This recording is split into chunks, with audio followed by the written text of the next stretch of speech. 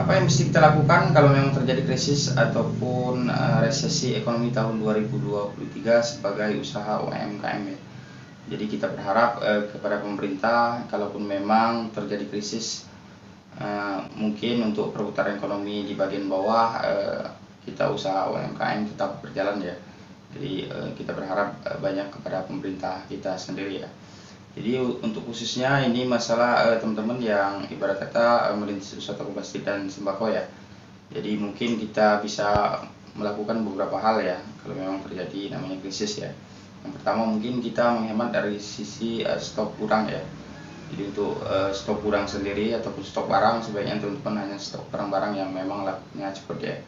Jadi untuk barang-barang yang memang lakunya lambat ataupun perputaran uangnya lambat, sebaiknya teman-teman kurangi stoknya sedikit demi sedikit ya. Jadi sebagai persiapan ya. Banyak hal yang mungkin teman-teman bisa lakukan ya. Jadi teman-teman bisa meriset ataupun mengaudit barang-barang ya. Jadi barang-barang yang memang lakunya lambat teman-teman bisa, dan barang-barang yang lakunya cepat teman-teman juga bisa ya. Di sana biasanya ketemu beberapa catatan penting ya kalau memang teman-teman mengaudit isi toko sendiri ya. Dan yang kedua mungkin teman-teman bisa meningkatkan sisi tabungan ya. Jadi untuk tabungan sendiri walaupun tidak terjadi krisis itu penting ya.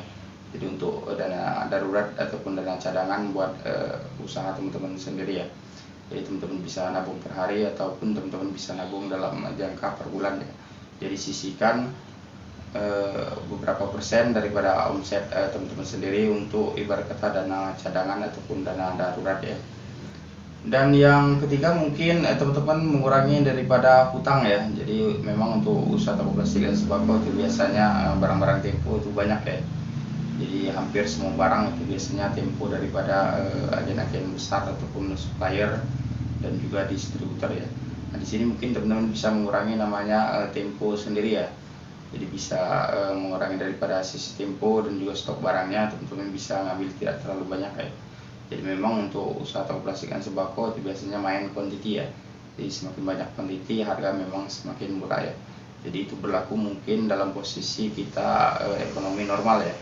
Jadi untuk persiapan kita untuk mungkin terjadinya krisis, mungkin teman-teman ibarat kata mengambil barang, stok barang ke distributor itu cukup sedikit saja ya. Jadi walaupun harganya agak sedikit berbeda mungkin tidak masalah ya.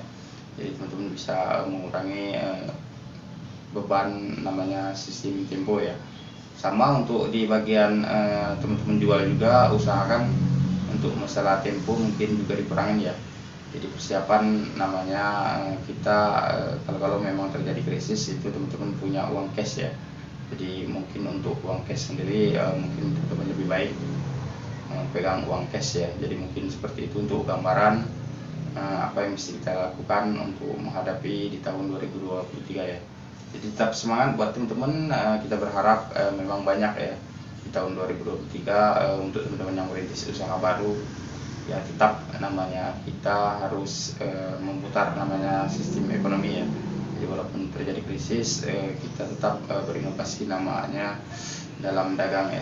Mungkin cukup sampai di sini dan wassalamualaikum warahmatullahi wabarakatuh.